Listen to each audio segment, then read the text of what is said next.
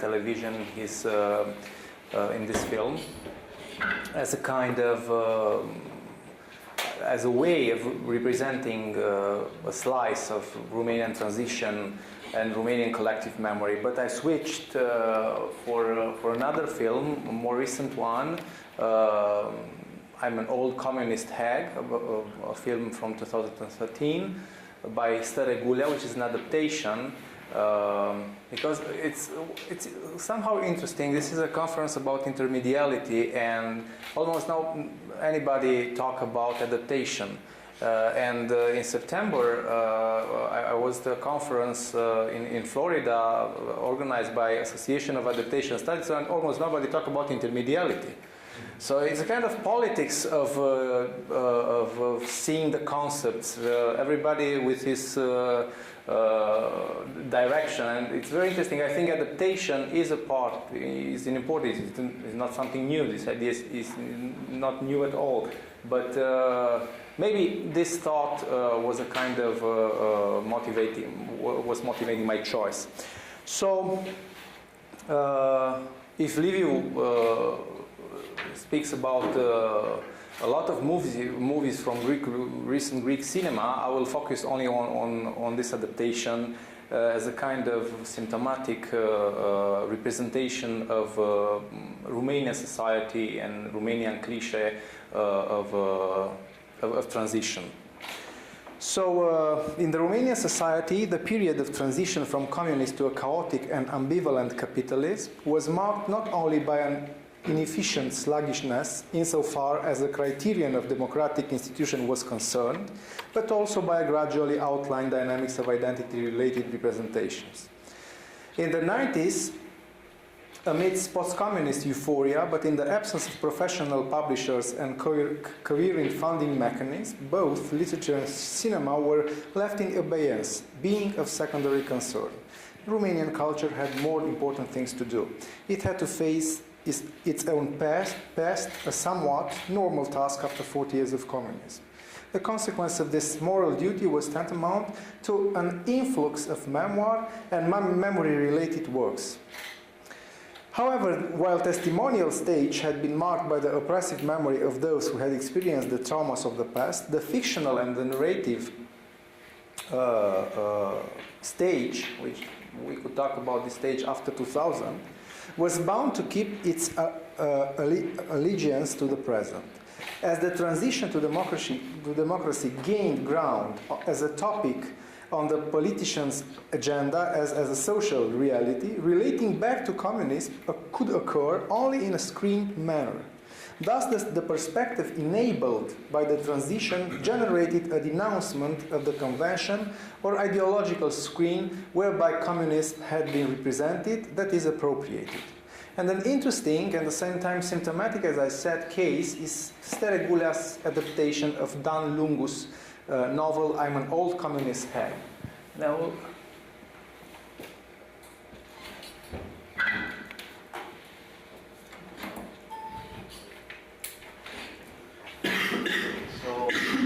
the novel is translated in 10 languages, not yet in English, but you have it in French, in Spanish, in Polish, in Croatian, and so on. And the move was released last year. So in this novel, Emilia, the protagonist, is emblematic for the category of nostalgic citizen during the communist transition. The book has sparked conflicting reactions, leaving aside the fact that some commentators have simplistically associated the protagonist's nostalgia of the communist with the author's own perspective. The question of who is Emilia really has received radical answer. And I quote a critic who wrote in 2007 about the novel. Dan Lungu writes in the genre of socialist realism, but reverses the polarity of values. Communist becomes thus the bad guy, which is good for Dan Lungu's political orientation, but is not so good for his literature. For the defective blueprint remains the same. So, in this view, the novel is considered biased, as every scene does nothing but illustrate the thesis of communism nefariousness. Through these lenses, Emilia appears not as a genuine character. Emilia is the the character played by Luminița Gheorghiu, the famous actress, in the film, but I'm talking now about the novel. The idea is that one cannot empathize with such a falsely naive consciousness, since under the guise of Emilia's allegiance to communism, there lies concealed the rhetoric of radical anti-communism, according to which the failure of the transition are due to such retrograde attitudes. The poor woman's nostalgia becomes that a kind of pathological symptom of a society that cannot break away from its infamous past. Emilia are all those who cannot adapt to the new realities, because their makeup was corrupted by communism. The problem with this interpretation comes from the fact that still the novel does not go through with illustrating the overtuned socialist realist scheme. If it did, the protagonist would have to become round and be persuaded to convert to capitalism, understanding eventually that she cannot keep living in the past. What removes the novel from this scheme is precisely the fact that Emilia's sole project resides in, quote, reviving the past. Obviously, Dan Lungu does not take on Emilia's nostalgia as his own authorial perspective. Still, it would be questionable, to say at least, if he used his character merely to place himself amongst inveterate anti-communists. But the author simply allows his character to manifest herself. Among the various memory flashbacks transcribed by Lungu in various registers, ranking from the sentimental to the burlesque, the protagonist has a self-reflexive, almost dialectical moment, which problematizes her concept of communist identity. So Emilia is a woman in her 60s, during the 90s, and she remembers her youth. And she's a kind of nostalgic about her youth, about communism, and this is one of a fragment of from her introspection. So I used, and Dan Lungu transcribed her thoughts. I used to regret those times. The people I had been surrounded by, the joy, the solidarity, but I don't know why all this nostalgia could hardly be labeled communism.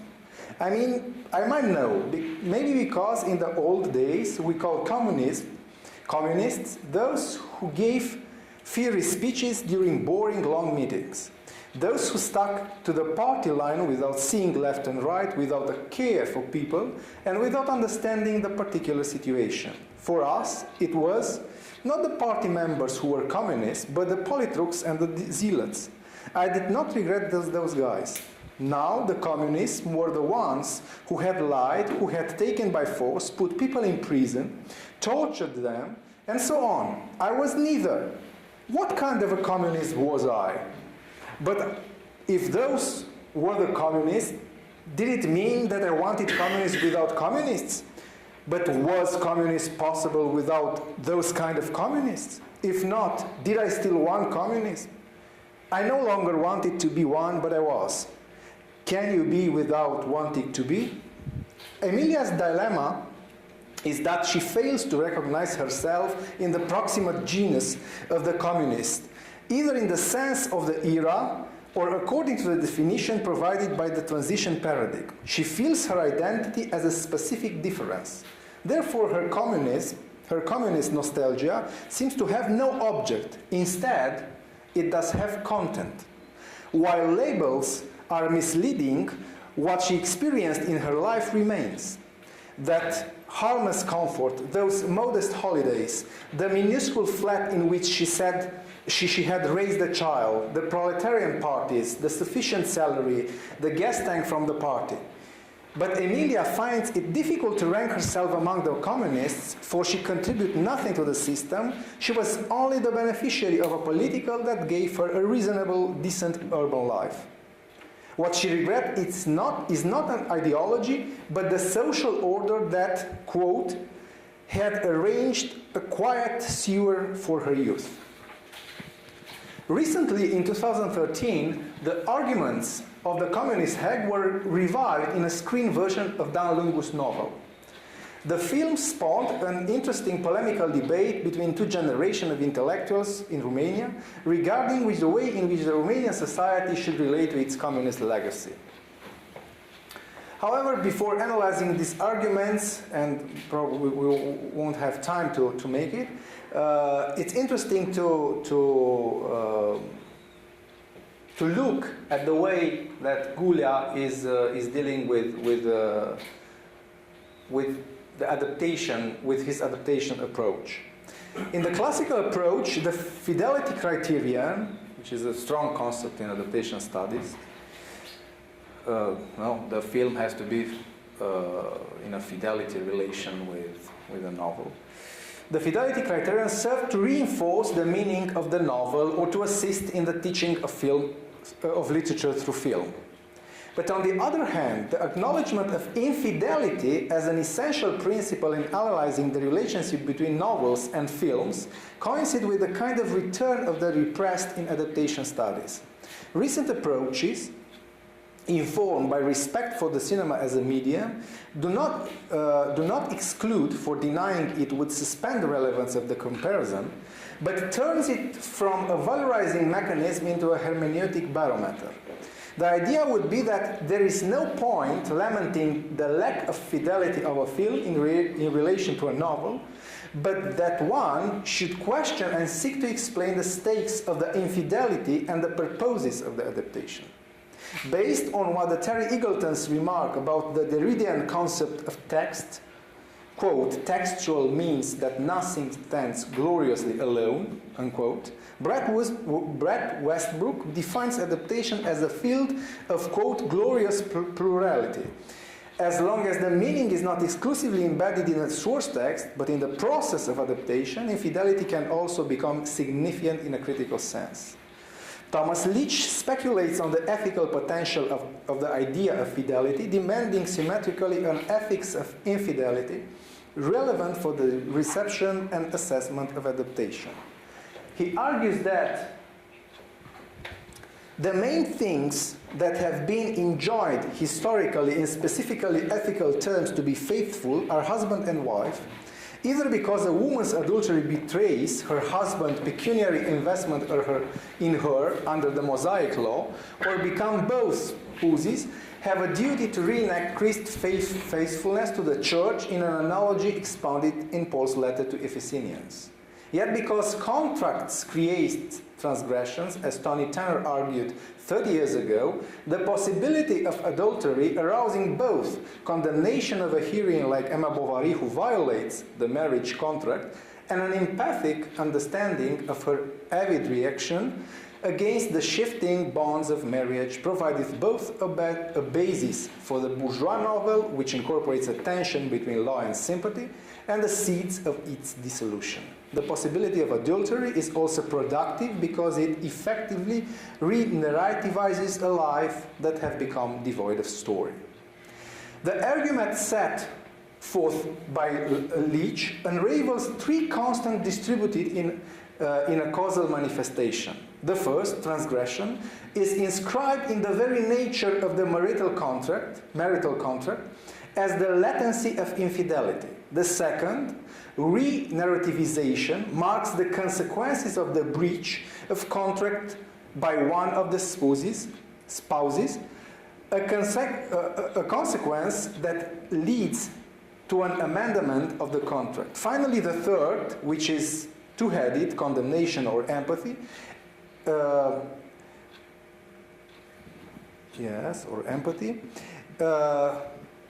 envisages the reception of the breach of fidelity and implicitly of the contract rescission, conveying the effect of the former two. The problem with the analogy between marriage contract and the one established between the source text and the adaptation text appears, according to Leach's scheme, at the reception level, as cultural products arising from the confluence of at least two creative consciousness and involving at least two different media. Adaptation requires a comparative approach that inevitably leads to a polarization of value judgments. But the symmetry of axiological opposites, condemnation versus empathy, raises a fundamental question. What is the responsibility of an adaptation? Should it be faithful to the source text, or should it be free and imaginative? In other words, which prevails, the criterion of precedence or the criterion of innovation? The categorical answer given by an entire tradition of adaptation studies is as predictable as it is paradoxical. As Leitch writes, the ethical imperatives of adaptation, whenever they have been articulated, have all been on the side of fidelity. Anyway, I just jump on. Returning to the Stere Gulea's film, I'm an old communist hag, but this time no exclamation mark, because Dan Lungu's novel is with an exclamation mark. What is worth mentioning is the director's intuition as regards the perspective on adaptation. In one of his interviews, when asked about the relationship between the script and his film, he answered, quote, "It's a struggle, you have to break up with it, so you may reappropriate it," without probably having read Thomas Leach. The Romanian director appears to have taken over the latter's terms. He takes the breach of contract to its utmost consequences, even postulating his separation from it, the breakup, which he understands as a condition of its reappropriation. The term Gulea uses is not at all an innocent one in adaptation theory. Julie Sanders has used this term to make a broader distinction functioning in the field of intertextuality and rewriting. Quote, an adaptation signals a relationship between an informal source text or original. On the one hand, appropriation frequently affects a more decisive journey away from the informing source into a wholly new cultural product and domain. According to the conceptual framework imposed by this dissociation, not just any appropriation can be an adaptation by default, but any adaptation requires a minimum amount of appropriation.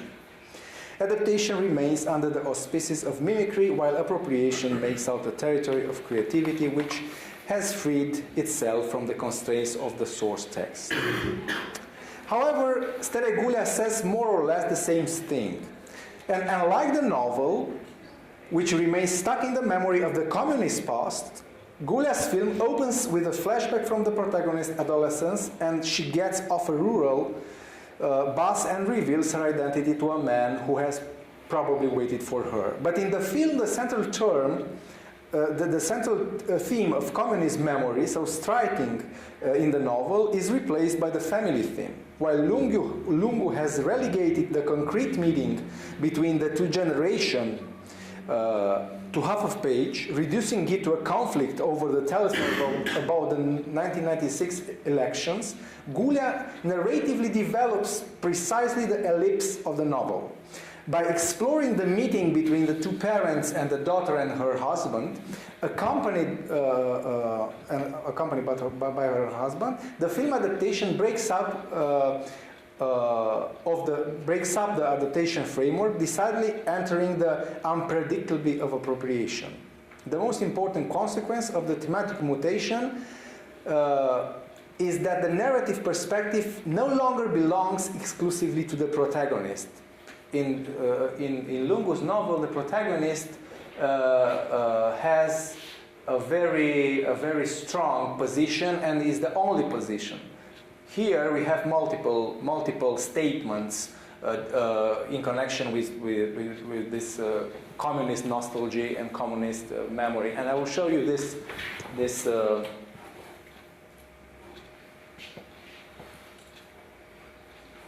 Well, where is it? Just a second. This multiple.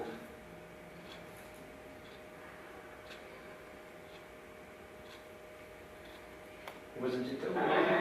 Ora 7 dimineață, cimitirul din Transylvania a citat filmare. Dezumarea cuplului Ceaușescu este pregătită cel mai mare secret. Agenții de bază au misiunea clară. Niciun curios să nu asiste. Vrem să vedem dacă există ceva în minte și după aceea, după analizele de specialitate, dacă sunt ei sau după 20 de ani și adevăr și 27 de zile, Vașe Nicolae și Elena Ceaușescu pot afla în sfârșit. Nu, bine să cred. tot de Ceaușescu, tot de comunismul. Eu zic că la partid Ceaușescu ia 50% în primul tur. Plus una. Tu vorbești serios? Te iau cu mine în piață să auzi. Păi de ce tanti? Is Emilia.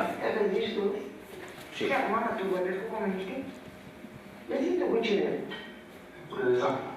Apparently my mom loved the communist period. Really? Dar chiar tu ai uitat de cozile la carne care făceau în jurul blocului? Dar ne descurcam. Nu aveam frigiderul plin cu deja. Nu murea nimeni de foame. Nu dormeam oamenii pe stradă ca acum, cu copii mici. Poate că murea mama, dar nu știam noi. Ce-o fi auzit? Că nu era să auzim că aveam 2 ore de televiziune pe zi. Ok. Mama, zi-mi să înțeleg și eu. Ce a făcut pentru tine comunismul atât de minunat? Comunismul a făcut blocuri. Și mi-a dat apartament gratis să cresc un copil. Dar cum faci? Aveam un loc de muncă sigur. Și capitalismul ar fi construit blocuri și fabrici. Vile pentru hoți. Hai, mamă, eu am zis că tu te prefaci. Că tu ești mai comunistă decât credeam. Uite cum mi-am dat, dar mă păpați. Sunt acum comunist. Ce să fac? Că am muncit cinste și n-am făcut la mine. Nu e vorba de asta, doamna Churchill. Comunismul a fost un sistem absurd. Utopic. O fi fost. Dar eu vorbesc de viața mea. De finețea mea. Ce e acolo comunismul? Ce să fac acum, s-a uit? Și mai e tot acolo. Și n-a fost veselă de lucru, doamnă.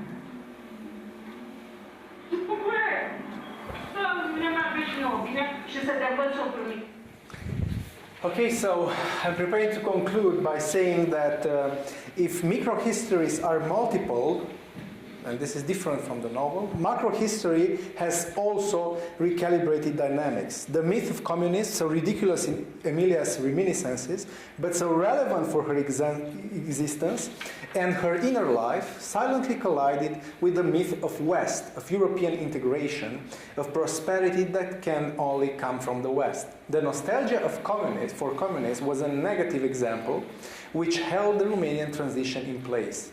By telling the story of young people who return defeated from American paradise as they have lost their jobs and then the bank threatens them with foreclosure, Gulea interrogates the myth of the West.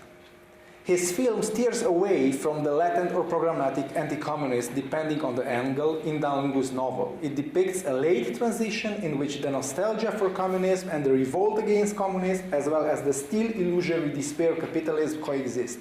However, the film escapes from the competitive logic of ideologies, revealing a burdensome naturalness, a sort of reconciled resignation. These people who lose their apartment for $15,000 that they will give her daughter so that she may pursue the American dream, clench their teeth, don't fight, don't jump at each other's throats, have nothing to reproach one another. It is the humanness that no longer takes the place of any convention, of any persuasion. The film ends in an inspired note with the images of the two parents in a car stuffed with their savings, an old carpet which almost covers the windshield, and a green cage stand out in the frame. Their modest captivity in a worn-out urbanness. Tsuku, her husband, and Emilia laughed their hearts out, poking fun at the film Life in Communism, in which both were extras, and on the radio it is announced that Ceausescu's DNA has been confirmed and exhumation, so he can continue to rest in peace. The camera focus rises gradually, shooting a panoramic view from a helicopter of the dismantled industrial areas that preserve the ruins of a communist society stuck in transition and conceal the survival of a people who have been defeated but continue to live their life with dignity.